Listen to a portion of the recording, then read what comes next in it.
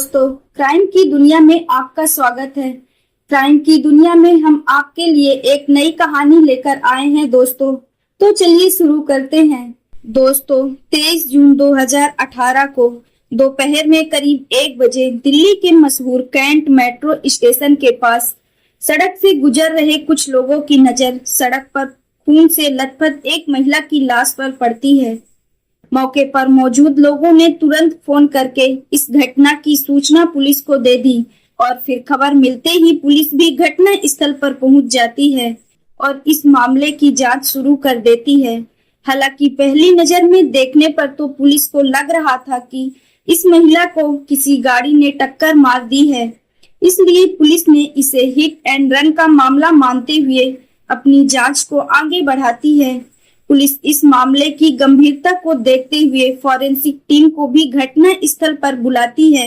Forensic team जांच के बाद ये दावा करती है कि हमारी इन्वेस्टिगेशन के अनुसार ये हिट एंड रन का मामला नहीं है, बल्कि इस महिला की पहले हत्या की गई है और फिर हत्या को एक्सीडेंट का रूप देने के लिए उसके शरीर पर गाड़ी को चढ़ाया गया है।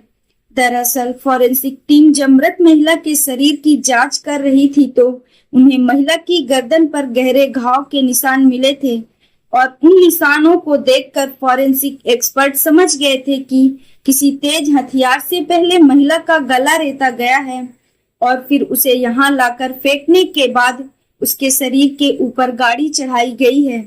पुलिस को तो इस बात का भी शक होता है कि हो सकता है शायद ये हत्या चोरी या सेक्सुअल असॉल्ट की वजह से हुई होगी, इसलिए पुलिस इस एंगल से भी जांच करती है।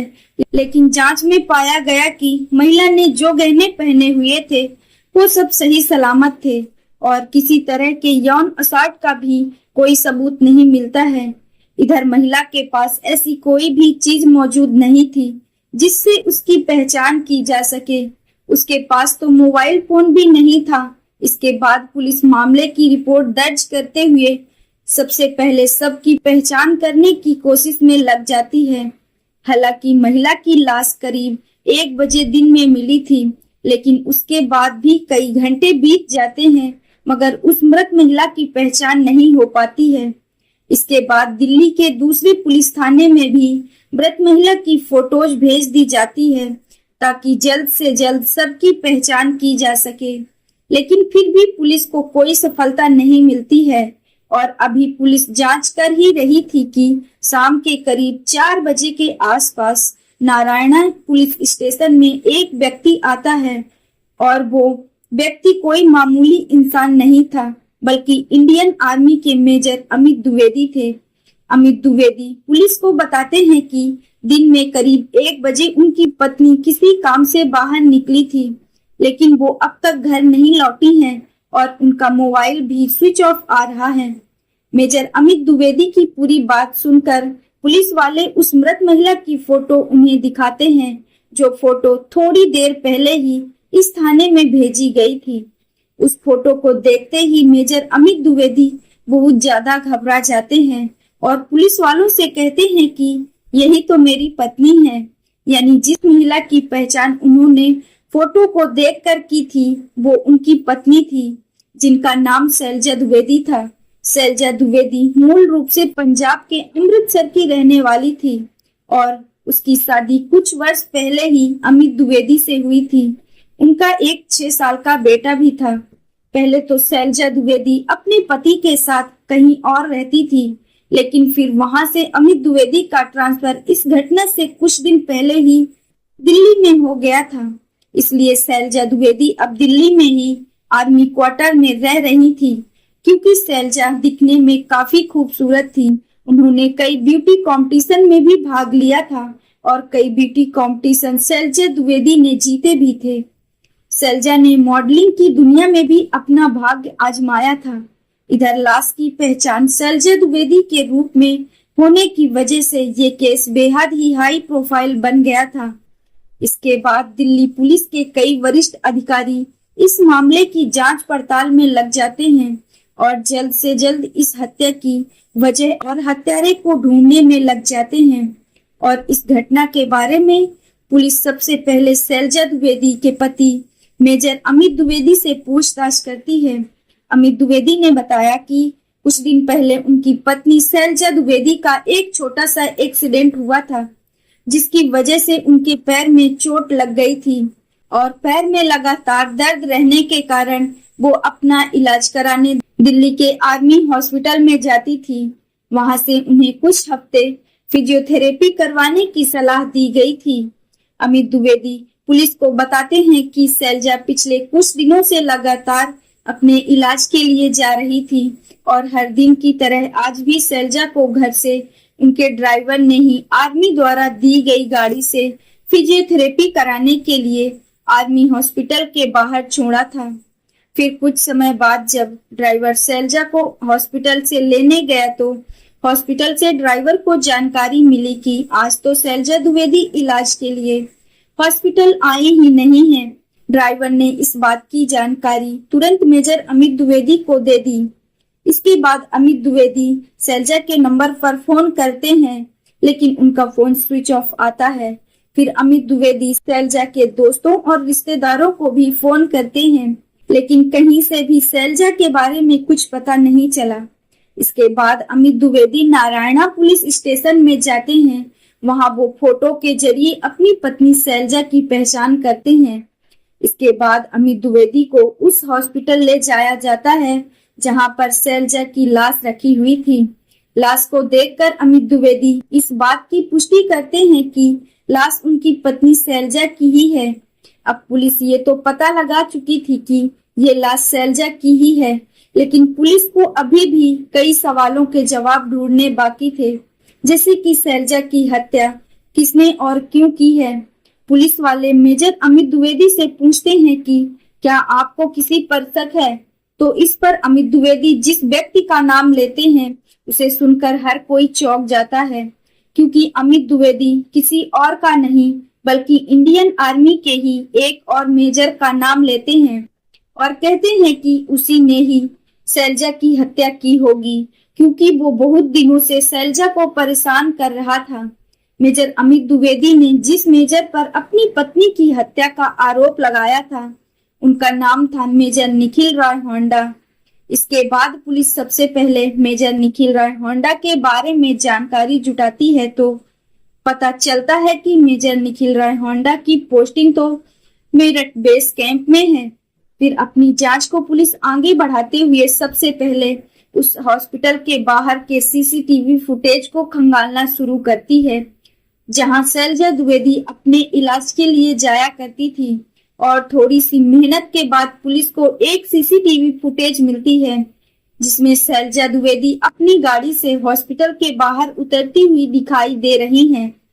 लेकिन जैसे ही शैलजा द्विवेदी अपनी गाड़ी से नीचे उतरती हैं तो उसी समय दूसरी तरफ से भी एक सिल्वर कलर की होंडा सिटी कार आकर रुकती है। उस कार से एक व्यक्ति बाहर निकलता है और वो थोड़ी देर शैलजा से बात करता है और फिर वो दोनों उस कार में बैठकर वहां से निकल जाते हैं। सीसीटीवी फुटेज में शैलजा के साथ बात करते हुए कार में बैठकर जाते हुए उस व्यक्ति की पहचान शैलजा के पति major Amit Dwivedi major Nikhil Roy Honda के तौर पर करते हैं। इसके बाद police major Nikhil Roy Honda की लोकेशन चेक करती है तो पता चलता है कि जिस समय सड़क पर शैलजा द्विवेदी की लाश मिली थी उसके कुछ समय पहले तक शैलजा और मेजर की लोकेशन एक ही जगह पर थी। इसके अलावा घटना वाले दिन यानी 23 जून 2018 को सुबह 10 बजे से 12 बजे के बीच उन दोनों में कई बार फोन पर बात भी हुई थी। इसके बाद पुलिस की एक टीम मेजर निखिल की तलाश में लग जाती है, लेकिन कहीं भी मेजर निखिल का पता नहीं चलता है। इसके बाद अगले दिन यानी 24 जून 2018 की सुबह दिल्ली पुलिस के आला ऑफिसर के नेतृत्व में 6 टीम बनाई जाती हैं और उन्हें जल्द से जल्द मेजर निखिल होंडा को अरेस्ट करने का काम सौंप दिया जाता है। इसके बाद पुलिस की टीमें जगह जगह पर छापेमारी करती हैं, लेकिन मेजर होंडा का कहीं से भी कुछ पता नहीं चल रहा था।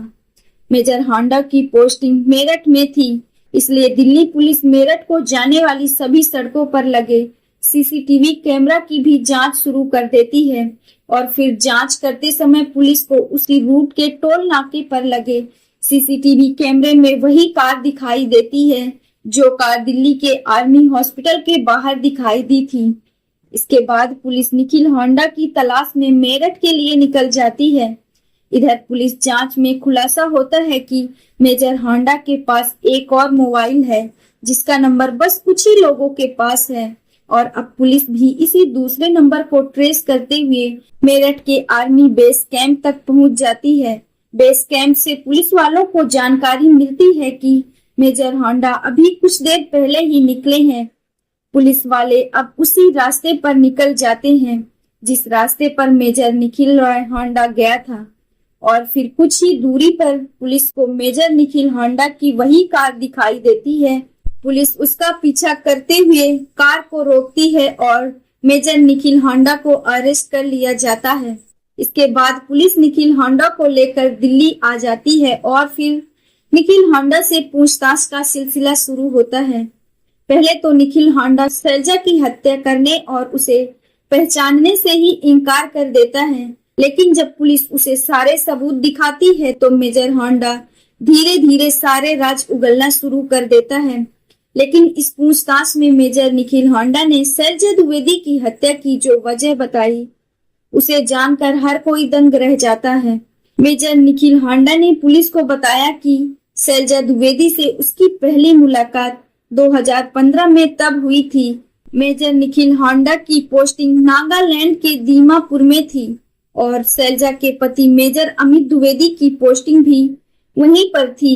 वहां मेजर निखिल होंडा अकेले रहते थे, लेकिन मेजर अमित द्विवेदी अपनी पत्नी शैलजा द्विवेदी और अपने बच्चे के साथ रहते थे, क्योंकि साथ में ड्यूटी करने की वजह से उन दोनों मेजर की आपस में दोस्ती हो गई थी। इसलिए दोस्ती की वजह से एक दिन major Nikhil Honda major Amit Dwivedi के घर जाते हैं और यहीं पर उनकी मुलाकात शैलजा द्विवेदी से होती है। वहां उन दोनों में कुछ बातें होती हैं और फिर धीरे धीरे दोस्ती का सिलसिला शुरू हो जाता है और उन दोनों में बातचीत भी होने लगती है और समय बीतने के साथ साथ उन दोनों की दोस्ती काफी गहरी हो जाती है और बातचीत भी पहले से कहीं ज्यादा होने लगती है। पहले तो निखिल होंडा और शैलजा द्विवेदी की कभी कभी मुलाकात होती थी। ज्यादातर वो दोनों फोन पर ही बातें करते थे, लेकिन कुछ समय बाद उन दोनों में वीडियो कॉल का सिलसिला शुरू हो जाता है। रिपोर्ट्स के अनुसार शैलजा और निखिल होंडा उस समय वीडियो कॉलिंग किया करते थे जब मेजर अमित द्विवेदी की ड्यूटी का समय होता था और शैलजा अपने पति अमित द्विवेदी को इस बात की भनक भी नहीं लगने देती थी कि वो मेजर निखिल होंडा से बात करती है और ये सिलसिला 2015 से लेकर 2018 तक चलता रहा। लेकिन एक दिन जब शैलजा निखिल होंडा से वीडियो कॉलिंग पर बात कर रही थी तो अचानक मेजर अमित द्विवेदी अपनी पत्नी को रंगे हाथ पकड़ लेते हैं और इस बात को लेकर अमित द्विवेदी और उन दोनों में झगड़ा भी होता है। मेजर अमित शैलजा से कहते हैं कि तुम आज के बाद से कभी भी निखिल होंडा से बात नहीं करोगी। अमित द्विवेदी निखिल होंडा से भी मुलाकात करते हैं और उससे भी यही कहते हैं कि आज के बाद तुम शैलजा से किसी भी तरह का संपर्क नहीं रखोगे, वरना तुम्हारे लिए अच्छा नहीं होगा। मेजर निखिल होंडा ने बताया कि इस घटना के कुछ महीनों तक तो उन दोनों की फोन पर बातचीत बंद हो गई थी, लेकिन फिर कुछ महीनों बाद एक बार फिर से उन दोनों में बातों का सिलसिला शुरू हो जाता है और फिर कुछ समय बाद यानी 2018 में अप्रैल के महीने में अमित द्विवेदी का ट्रांसफर दिल्ली हो गया, जिसकी वजह से अमित द्विवेदी अपने परिवार को लेकर दिल्ली आ जाते हैं और वहां आर्मी क्वार्टर में ही रहने लगते हैं। और इधर निखिल होंडा का ट्रांसफर उनसे पहले ही मेरठ बेस कैंप में हो गया था। मेजर निखिल होंडा के बयान के अनुसार वीडियो कॉलिंग के दौरान जब से अमित द्विवेदी ने शैलजा को पकड़ा था उसके बाद निखिल होंडा से कुछ महीनों तक तो बात नहीं हुई, लेकिन फिर निखिल के बहुत जोर देने पर उन दोनों में एक बार फिर से बातचीत शुरू होती है। लेकिन शैलजा अब पहले की तरह बात नहीं करती थी। शायद शैलजा को अपनी गलती का एहसास हो गया था और फिर मई महीने तक तो ऐसी स्थिति हो गई थी कि शैलजा ने तो निखिल होंडा का फोन उठाना ही बंद कर दिया था। लेकिन फिर भी निखिल होंडा उसे फोन करना बंद नहीं करता है और हद तो तब हो गई जब शैलजा पर अपने पति अमित को छोड़ने का दबाव भी बनाने लगा था और कहने लगा था कि मैं तुमसे ही शादी करूंगा। लेकिन अजीब बात तो यह थी कि निखिल होंडा खुद भी शादीशुदा था और उनका एक बेटा भी था और इसके बावजूद भी निखिल होंडा शैलजा द्विवेदी पर शादी करने का दबाव बना रहा था। और फिर जून के महीने में तो शैलजा निखिल होंडा का फोन उठाना बिल्कुल बंद ही कर देती है। इसी बीच शैलजा का एक्सीडेंट हो जाता है और वो आर्मी हॉस्पिटल में अपना इलाज करवाती है। उधर इस बात की जानकारी निखिल होंडा को भी मिल जाती है क्योंकि शैलजा ने अब निखिल का फोन उठाना बंद कर दिया था। निखिल 2 जून को मेरठ से दिल्ली आता है और खुद को माइग्रेन का मरीज बताते हुए उस हॉस्पिटल में अपना इलाज करवाता है जहां शैलजा रोज फिजियोथेरेपी के लिए आया करती थी। हालांकि निखिल बीमार नहीं था, ऐसा उसने बस इसलिए किया था ताकि इलाज के बहाने शैलजा से उसकी मुलाकात हो सके। लेकिन उसकी ये चाल कामयाब नहीं होती है, यानी शैलजा से उसकी मुलाकात फिर भी नहीं होती है। इसके बाद निखिल एक और नई चाल चलता है। इस बार वो अपने स्वस्थ बेटे को मरीज बनाकर जबरदस्ती हॉस्पिटल में भर्ती करवा देता है। ऐसा उसने बस इसलिए किया था ताकि अब वो अपने बेटे के इलाज के बहाने से हॉस्पिटल में रह सके और शैलजा से मुलाकात कर सके। इलाज के बहाने उसे आर्मी से छुट्टी भी आसानी से मिल जाती है और फिर वो अस्पताल में रहते हुए शैलजा से मिलने का बहाना ढूंढता रहता है और उसकी ये चाल कामयाब भी हो जाती है और शैलजा से उसकी मुलाकात भी हो जाती है। मुलाकात के बाद शैलजा जो निखिल का फोन उठाना बिल्कुल बंद कर चुकी थी, फिर से उसने उसका फोन उठाना शुरू कर देती है और इन दोनों के बीच थोड़ी बहुत बातचीत शुरू हो जाती है। लेकिन निखिल होंडा के बयान के मुताबिक जब शैलजा अपने पति अमित द्विवेदी को छोड़कर निखिल से शादी करने के लिए तैयार नहीं होती तो एक दिन निखिल होंडा उसे फोन पर कहता है कि तुम बस मुझसे एक बार मिल लो, उसके बाद मैं तुम्हें कभी फोन नहीं करूंगा। इसके बाद 23 जून 2018 को जब शैलजा आर्मी हॉस्पिटल में रोज की तरह फिजियोथेरेपी के लिए जाती है तो उस दिन वो हॉस्पिटल के अंदर जाने की बजाय बाहर ही रुक जाती है और प्लान के मुताबिक निखिल होंडा वहां अपनी सिटी कार लेकर आता है और फिर उसी कार में शैलजा भी बैठ जाती है और वो दोनों वहां से निकल जाते हैं।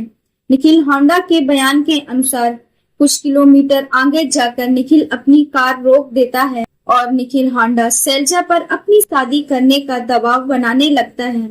मेजर निखिल होंडा शैलजा के लिए इतना पागल था कि वो कार के अंदर बैठा हुआ ही अपनी पत्नी को फोन करता है और उससे कहता है कि आज मैं तुम्हें तलाक देने जा रहा हूँ। इसके बाद निखिल होंडा शैलजा से कहता है कि अब तुम भी अपने पति से तलाक ले लो और मुझसे शादी कर लो। लेकिन शैलजा ऐसा नहीं करती है, वो अपने पति मेजर अमित द्विवेदी से तलाक लेने से साफ इनकार कर देती है। इस बात को लेकर कार के अंदर ही शैलजा और निखिल होंडा के बीच झगड़ा होने लगता है और इसी झगड़े के बीच शैलजा निखिल से कहती है कि मैं और तुम सिर्फ दोस्त हैं और मैं इससे ज्यादा तुम्हें कुछ नहीं समझती हूँ, इसलिए मैं तुमसे शादी नहीं कर सकती और अगर तुमने मेरा पीछा नहीं छोड़ा और मुझे फोन करना बंद नहीं किया तो मैं आर्मी में तुम्हारे खिलाफ रिपोर्ट करके तुम्हारा कोर्ट मार्शल करवा दूंगी। इतना सुनते ही निखिल को बहुत ज्यादा गुस्सा आ जाता है और वो शैलजा से कहता है कि अगर तुम मेरी नहीं हो सकती हो तो फिर मैं तुम्हें किसी और का भी नहीं रहने दूंगा। इसके बाद मेजर निखिल शैलजा की गर्दन पकड़ लेता है और अगले ही पल अपने साथ लाए चाकू से शैलजा की गर्दन पर वार कर देता है और शैलजा द्विवेदी चाहकर भी निखिल की पकड़ से नहीं बच पाती है और कार के अंदर ही दम तोड़ देती है। शैलजा को मार देने के बाद निखिल को ये समझ नहीं आ रहा था कि अब इस लाश को कहाँ ठिकाने लगाया जाए। अब उसे ये डर सताने लगा था कि अगर वो शैलजा की लाश को इसी तरह कार में रखकर ज्यादा दूर तक जाएगा तो वो पकड़ा जाएगा। इसलिए निखिल होंडा वहीं पर लाश को पहले तो गाड़ी से नीचे गिरा देता है और फिर कई बार अपनी कार को शैलजा के शरीर पर और खासकर उसके चेहरे पर कार चढ़ा देता है, जिससे ये हत्या की बजाय एक्सीडेंट का मामला लगे और शैलजा की पहचान को भी मिटाया जा सके। शैलजा की लाश को ठिकाने लगाने के बाद मेजर निखिल शैलजा का मोबाइल फोन उठा लेता है और वहां से कुछ दूर जाकर फोन को कचरे के डिब्बे में फेंक देता है। इसके बाद निखिल दिल्ली के उसी फ्लैट में जाता है जहां वो पिछले कई दिनों से ठहरा हुआ था। वहां जाकर वो सबसे पहले नहाता है। इसके बाद वो तैयार होकर फिर से उसी आर्मी हॉस्पिटल के बाहर जाता है ताकि वहां की स्थिति का जायजा ले सके और मामले को शांत देखकर निखिल अब सबूत मिटाने के इरादे से अपनी कार को ठिकाने लगाने का प्लान बनाने लगता है, क्योंकि कार के टायर में और कार के अंदर भी काफी खून लगा हुआ था। इसलिए निखिल सबसे पहले कार को धुलवाने की कोशिश में लग जाता है, लेकिन उसे ये भी डर था कि अगर वो कार को दिल्ली में ही कहीं धुलवाने जाएगा तो शायद वो पकड़ा जाएगा। इसलिए वो मेरठ चला जाता है। निखिल होंडा ने सोचा था कि कार को ठिकाने लगाने के बाद वो आराम से मेरठ बेस कैंप में ही छुप कर रह सकता है, लेकिन पुलिस की तेजी के आगे निखिल की हर चाल धरी की धरी रह जाती है और आखिरकार वो पकड़ा जाता है। निखिल होंडा को अरेस्ट करने के बाद कोर्ट में पेश किया जाता है। वहां से निखिल को 14 दिनों के लिए पुलिस रिमांड पर भेज दिया जाता है। पूछताछ के साथ साथ पुलिस इस हत्या के सबूत भी जुटाना शुरू कर देती है और सबसे पहले मेजर की कार से पुलिस चाकू बरामद करती है, जिससे शैलजा का गला रेता गया था। इसके अलावा पुलिस शैलजा और निखिल की कॉल डिटेल्स भी निकलवाती है, जिससे पता चलता है कि पिछले 6 महीनों में निखिल ने शैलजा द्विवेदी को 3352 बार कॉल किया था, जिसमें उन दोनों के बीच में कई बार काफी लंबी लंबी बातचीत भी हुई थी। इतना ही नहीं, जिस दिन मेजर निखिल ने शैलजा की हत्या की थी उस दिन भी वो शैलजा को सुबह 10 बजे से ही लगातार फोन कर रहा था और उसने आखिरी फोन 12 बजे किया था और पुलिस कई दिनों तक प्रयास करने के बाद शैलजा का वो फोन भी कचरे के डिब्बे से बरामद कर लिया था, जिसे निखिल होंडा ने शैलजा की हत्या करने के बाद उठाकर फेंक दिया था। हालांकि निखिल होंडा इस हत्या को आवेश में आकर अचानक से की गई हत्या के तौर पर बताता है, लेकिन जब पुलिस ने निखिल होंडा के फोन को कब्जे में लेकर उसकी जांच की तो पता चलता है कि निखिल ने उस हत्या वाली रात से ठीक पहले वाली रात को इंटरनेट पर कई बार हाउ टू समवन लिखकर सर्च किया था और उसने सबूत मिटाने के तरीकों के बारे में भी गूगल पर सर्च किया था। मेजर निखिल होंडा ने यूट्यूब पर भी हत्या करने से जुड़ी कई वीडियो देखी थी और इन सभी सबूतों से पता चलता है कि निखिल ने शैलजा की हत्या का प्लान पहले से ही तैयार कर लिया था। हालांकि शैलजा की नजर में तो निखिल से दोस्ती थी, लेकिन मेजर निखिल होंडा इस दोस्ती को प्यार समझने लगता है। हालांकि एक तरफ तो निखिल होंडा शैलजा से प्यार करने का दावा करता था, लेकिन दूसरी तरफ जब पुलिस जांच पड़ताल करती है तो खुलासा होता है कि निखिल होंडा के पास 2 मोबाइल फोन थे। एक मोबाइल में उसने अपने असली नाम और पहचान से फेसबुक अकाउंट बना रखा था और दूसरे मोबाइल का इस्तेमाल वो एक फर्जी फेसबुक अकाउंट चलाने के लिए करता था और उस आईडी में निखिल ने खुद को दिल्ली का एक बड़ा बिजनेसमैन बताया हुआ था। वो उस आईडी के जरिए लड़कियों को फांसता था, यहाँ तक कि जिस दिन उसने शैलजा की हत्या की थी उस दिन भी वो 2 लड़कियों से लगातार संपर्क में था और हत्या वाली रात को भी उसने बहुत देर तक उन लड़कियों से बात की थी।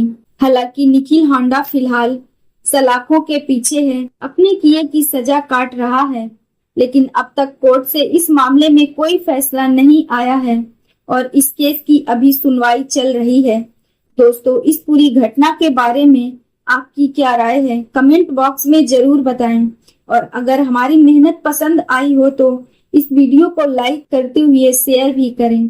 अगर आपने अब तक चैनल को सब्सक्राइब नहीं किया है तो हमारे चैनल को सब्सक्राइब कर लीजिए। राधे राधे।